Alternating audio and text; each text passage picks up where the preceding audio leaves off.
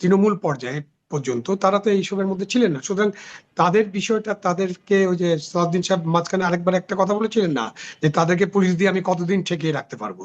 তো সেটাও অনেক বিবেচনার বিষয় আছে। সুতরাং সরকার নেগোশিয়েট করবে কি করবে না এটা সরকারের ব্যাপার। সরকার দেখবে, সরকার তো নিশ্চয় ওয়ে করবে যে আমার আওয়ামী লীগের সাথে নেগোসিয়েশন করা উচিত কি উচিত না, অথবা তাকে ঠেকিয়ে রাখা উচিত কি উচিত না। তো সেটার জি। ভিত্তিতে তারা এখন চিন্তা সরকার ভাবনা আসলে করবে। এই যে সরকারের উপরে এই একটা মানে একটা স্ট্রেসই যদি বলি বা একটা চাপ, তার উপরে এই যে স্বরাষ্ট্রমন্ত্রীর পদত্যাগের চাপ বা বিভিন্ন সময় ভুয়া ভুয়া স্লোগান, রাস্তায় একটা আন্দোলনের হুমকি আছে, আবার একটা 5ই আগস্ট ঘটানোর হুমকি আছে, গণ অভ্যুত্থানের জন্য প্রস্তুতির কথা বলা হচ্ছে বারবার বিরোধী দলের পক্ষ থেকে। মানে সরকার এই চাপ সামলানোর মতো, কারণ বিভিন্ন সময় যে বলা হচ্ছে যে এখন আইন শৃঙ্খলা বাহিনীর মনোবল শক্ত হয় নাই, অর্থনৈতিক অবস্থাতে এখনো ভঙ্গুরতা রয়ে গেছে, নানান রকম চাপের মধ্যে সরকার, তার মধ্যে এই চাপগুলো নিয়ে সরকার মানে চাপটা নিতে পারবে তো মনে হয়? প্রথম কথা, নিতে পারবে কিনা সেটা তো একটা বড় প্রশ্ন, বাট সরকারকে তো নিতেই হবে। সরকারের সামনে অপশন কি? ওরা কি 3 মাসের মধ্যে বলে দিবে না ভাই আমি আর চাপ নিতে পারছি না সুতরাং গুড বাই? এটা তো সরকার বলবে না। সরকার তো তার মেয়াদ 5 বছর পূর্ণ করার চেষ্টা করবে। সুতরাং এই চাপ নেওয়া এবং চাপটাকে মোকাবেলা করা, এটা সরকারের নিশ্চয়ই একটা স্ট্র্যাটেজিক প্ল্যান থাকবে, তারা চেষ্টা করবেন নেওয়ার জন্য। এবং সেইখানেই তো নানান নেগোসিয়েশনটা হবে।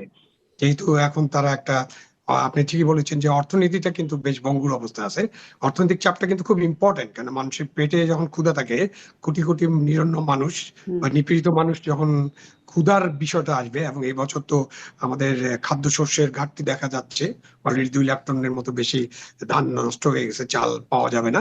সো এই সব বিষয়ে এবং বাজারের যে মূল্য, ইনফ্লেশন, তেলের দাম, তেলের দাম বাড়ানোর জন্য বিদ্যুতের দাম বাড়ানো, সব মিলিয়ে কিন্তু একটা ইনফ্লেশন ডাবল ডিজিট পার করে ফেলবে।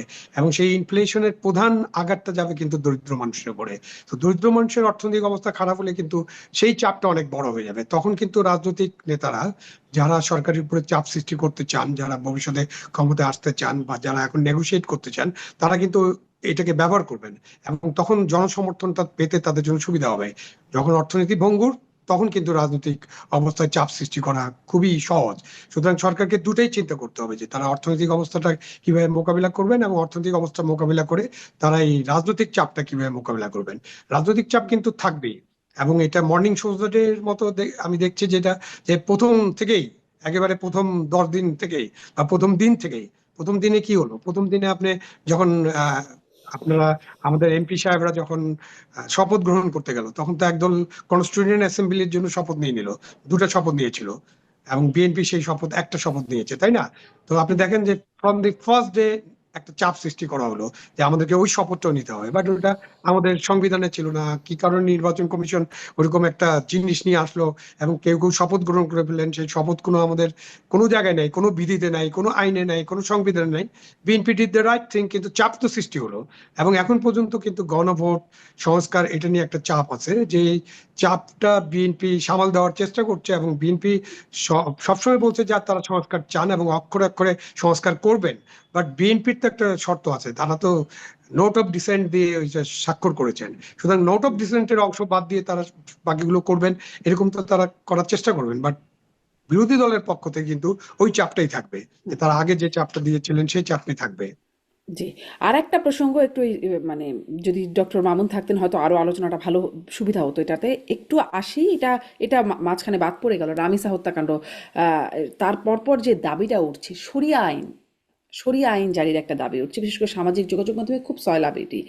আহ, মানে আপনার কাছে কি মনে হয় এই যে দাবিটা, এটি কি মানে এই দাবিটা কি স্বয়ংক্রিয়ভাবে উঠছে নাকি ওঠানো হচ্ছে? এই দাবির যৌক্তিকতা এই বাস্তবতা দেখেন কিনা, আপনার কাছে কি মনে হয়?